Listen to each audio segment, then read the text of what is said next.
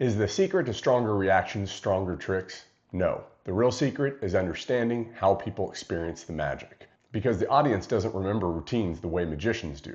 They remember feelings, moments, decisions, personal connections. And if you understand how those things work, simple tricks can feel impossible. In the build episode, we constructed the Easter routine. In the test episode, we watched it happen in the real world.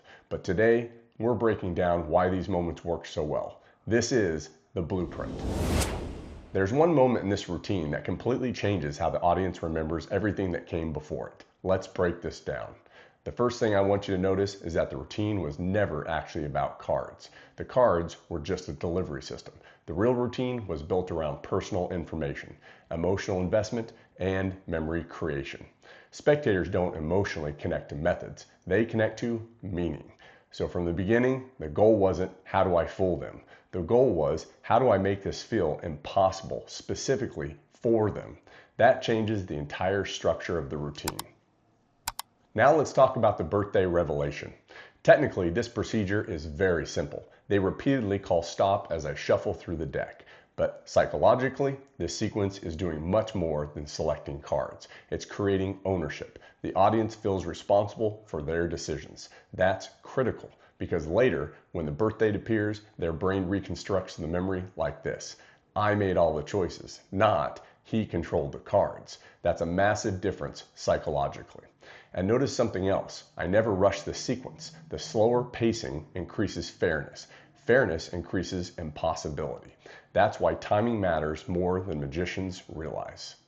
Then we add another layer, the Easter colored backs. Now suddenly the reveal doesn't feel random anymore. It feels designed specifically for that moment, for that environment, and more importantly, for that person. That specifically creates emotional weight. Hey. Don't say what it is. Is it in the next 3 months? Yeah. At least. Yeah? Okay. It's the next 3 months we can do this. Okay.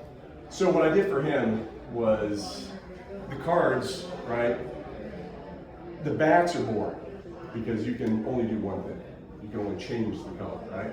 It's the fronts that are interesting because the fronts, there's numbers, colors, suits.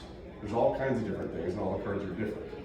And so you can come up with a lot of stories and a lot of things with the cards. So let's try this with you. Okay. So it's your birthday coming up soon, right? We're gonna make 5 piles. We'll make 5 piles here. So you're gonna make 5 piles. They don't have to be even. You'll just call stop anytime you want, and I'll go through the cards, but it needs to be at least 5, so call stop. After. Whenever. Stop. Stop right there. Okay. That's 1. And let's do that again. Stop. Right there, 1 more. It matters. One more. 1 more. Right there? Okay. That's 2. And let's see, 2. Okay. Ready? I'll stop anytime. Stop. Right there. That's 3. Stop. Right there or more? Not right. And I got a dick right there and a signature. proving how many people draw dicks on cards. Last one. Stop. Right there. Are you sure? Yeah. Okay, that's it. Is that 1, 2, 3, 4? And that's 5. Okay, so let's do this. So there, and there. Do these numbers mean anything to you?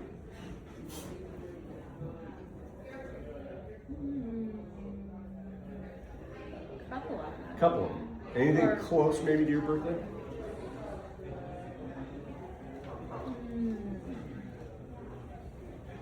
Two of them 2 of them are close? relate. Any of these close? No, none of them are close. I mean, no, not None of them. Okay. not You know what? necessarily. All right. Somewhat. But your birthday is soon? It's soon. It's soon, okay. I think we got this wrong. I think it was this side. Yeah, it's this side. It's definitely this side. Yep, Wait, yep. They're all changing Hold colors. on. It's definitely that side there, right? Easter, had to do some Easter colors. Oh. Now, your birthday, what's the month? April. What's actually this month? So this should be a 4. Right? What the heck? Now, what's the actual date? 28. 28. So this should be a 2. What? And this should be a 8. And what year? 99. Oh my gosh, 99. That's crazy. So 99. Yep, you got a 9. Come up here. Turn over the light. So this has to be a 9. This has to be a 9. 9. 9. 9. Oh my God.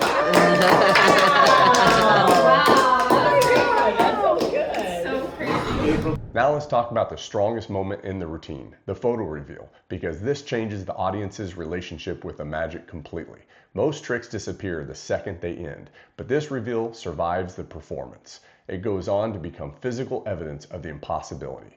And there's another important layer happening here. The couple isn't just reacting to a trick, they're reacting to themselves, their relationship, their shared memory. The magic becomes emotionally attached to their identity. That's why the reactions become much deeper. This is one of the biggest lessons I've learned about routine construction. Personal details amplify impossibility, not because they're more deceptive, but because they're more meaningful. 8. We have the 7, which Courtney picked. Watch carefully. The 7. She could have picked any number. The 4 of hearts, right?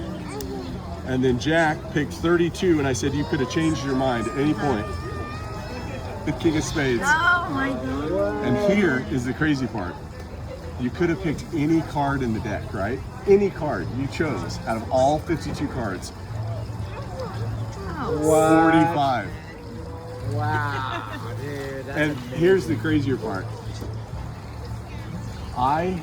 Earlier, let me get my face on here. I made a photo earlier before we even started in my photos. And that's before we took our photos tonight together. And if I scroll back here. What? What? I know. How did What? you do that? Look, you don't even know how amazing that was. What? Oh my Wow, God. man, that's incredible. I love his little handle. Dude, that is awesome. So if there's one thing I want you to take away from this blueprint episode, it's this. Stronger reactions don't always come from stronger methods. Sometimes they come from stronger meaning. Ask yourself, what information already exists in the room? What relationships matter? What details can become impossible revelations? What moments can become memories? Because when magic becomes personal, simple methods can feel extraordinary. Now in the next episode, we're switching gears a little because I want to show you one of my favorite practical weapons for real-world card magic.